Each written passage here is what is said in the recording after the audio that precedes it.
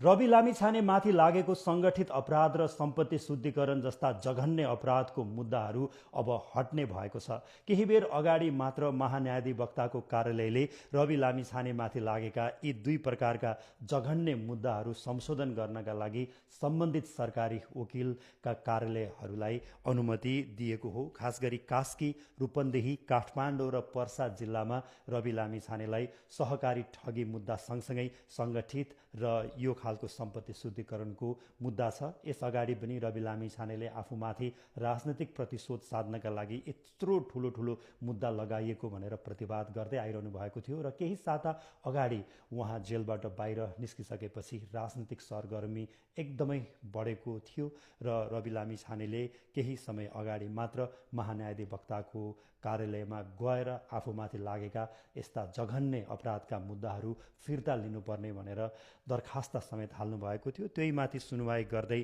महान्यायाधिवक्ता सविता भण्डारीले यस्तो खालको निर्देशन दिनुभएको हो। अब सम्बन्धित सरकारी वकिलका कार्यालयहरूले मुद्दा संशोधन गरेर सङ्गठित अपराध र सम्पत्ति शुद्धिकरण हटाएर सहकारी ठगी सम्बन्धी मात्रै मुद्दा अदालतमा पेश गर्नेछन्। त्यसपछि रवि लामिछानेलाई फर्मल्ली नै यो मुद्दाहरू हटेको मानिनेछ।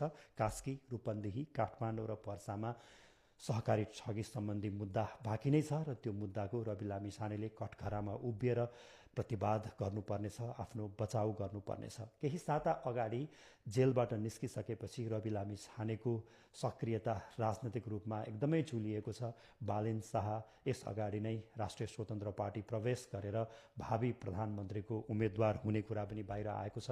कुलमान घिसिङ प्रवेश गरेर निस्किसक्नु भएको छ र खास गरी जेनजीका अगुवा सुदन गुरुङले समेत रवि लामिछानेलाई साथ दिएको देखिन्छ। चुनाव आउनै लाग्दा रवि लामिछानेको माथि हुने यस्तो खालको परिवर्तनले यसपालिको चुनावमा पनि प्रभाव पार्न सक्छ।